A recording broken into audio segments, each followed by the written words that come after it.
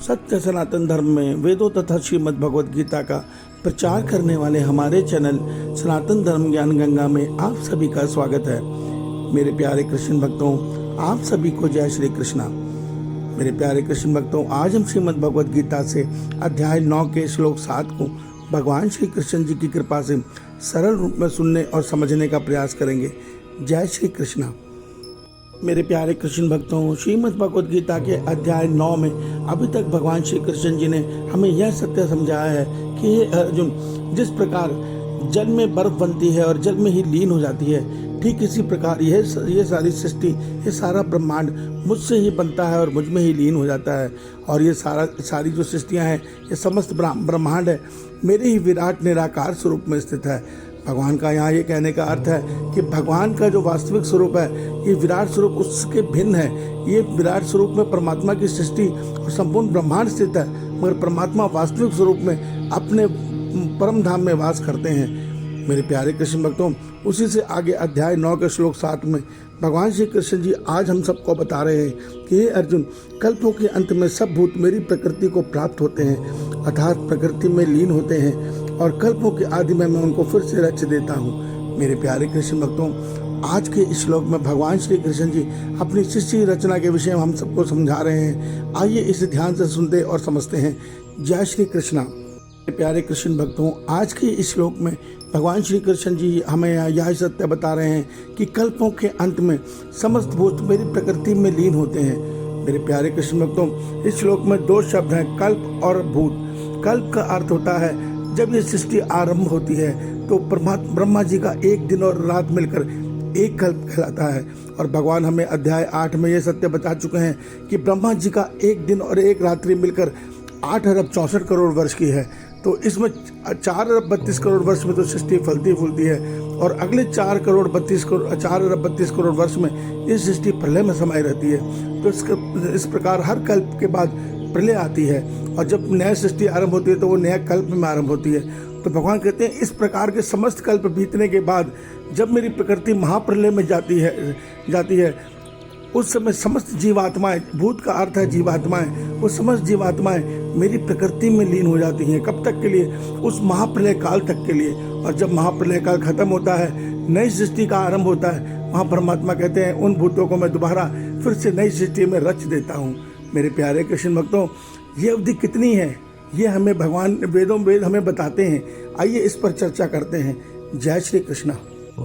मेरे प्यारे कृष्ण भक्तों, आज के श्लोक में भगवान श्री कृष्ण जी का भूत कहने का तात्पर्य यह है कि जो हमारे जीवात्मा है, जिसको सूक्ष्म शरीर बोलते हैं, जिसके अंदर मन, बुद्धि, अहंकार और प्रकृति के 3 तत्व सतरजतम है, यही सूक्ष्म शरीर मृत्यु के उपरांत नए शरीर में जाता है। इसको चेतन शक्ति देती है, चेतन ऊर्जा देती है आत्मा। जब मगर महाप्रलय काल आता है तो उस काल में परमात्मा इस ब्रह्मांड से, इस प्रकृति से, हमारे शरीर से जितने भी ब्रह्म रूपी शक्ति है, अर्थात तो आत्मा है, वो जिसको ओम रश्मि भी कहा जाता है, उसको वापस अपने परम धाम में ले लेते हैं। जिससे क्या होता है, ये प्रकृति, ये शरीर, ये जीवात्माएं सब निर्जीव हो जाती हैं। तो ये निर्जीव जीवात्माओं को भगवान ने भूत कहा है, और ये भूत प्रकृति में लीन अवस्था में रहते हैं। कब तक रहते हैं? जब तक ये महाप्रलय काल चलता है। तो ये महाप्रलय काल है क्या? मेरे प्यारे कृष्ण भक्तों, एक कल्प की अवधि हम जान चुके हैं कि ब्रह्मा जी के एक दिन और रात की रात और दिन और रात की अवधि एक कल्प कहलाती है। इस प्रकार जब 36,000 कल्प बीतते हैं तो एक महासर्ग पूरा होता है। वो महासर्ग ब्रह्मा जी के पूरे जीवन काल की आयु, अर्थात 100 ब्रह्म वर्ष की आयु है, जिसमें ब्रह्मा जी का जीवन काल रहता है।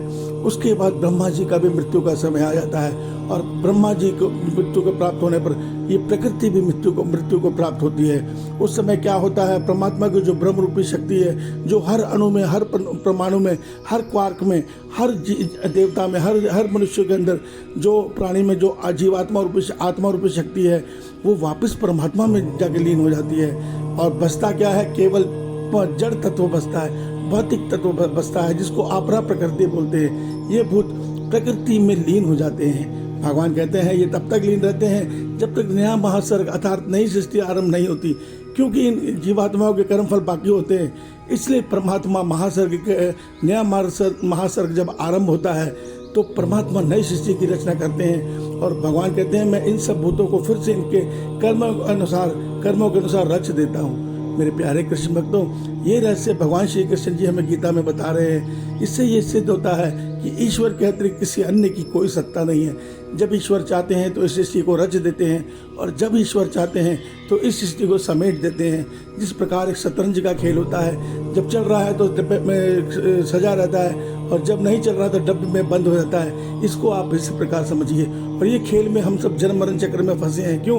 क्योंकि हम मोक्ष नहीं जानते, हम मुक्ति नहीं जानते, हम कर्म अकर्म विकर्म नहीं जानते। ये सत्य हमें भगवान गीता में बड़ी आसानी से समझाते हैं। हम गीता को नहीं सुनते, हम गीता को नहीं जानते, हम वेदों को नहीं जानते। नतीजा, हम कर्म अकर्म विकर्म के भेद को ना जानते हुए कर्म और विकर्म के भेद में फंसकर जन्म मरण चक्र में फंसते हुए सृष्टि चक्र में अपने कलयुग में घोर पापों को बढ़ाते हुए इस पूरे सृष्टि का नाश की तरफ बढ़ रहे हैं। हमें ये नहीं पता कि आने वाले कलयुग में हमारे इस कर्म और विकर्म के कारण कितने पाप बढ़ जाएंगे, हम कितने दूषित हो जाएंगे कि कलयुग में अंत में स्वयं परमात्मा को आके हम सबको मारना पड़ेगा। इस सत्य को समझिए। ईश्वर आप सबका कल्याण करें। आपका दिन शुभ हो। जय श्री कृष्णा, जय श्री कृष्णा।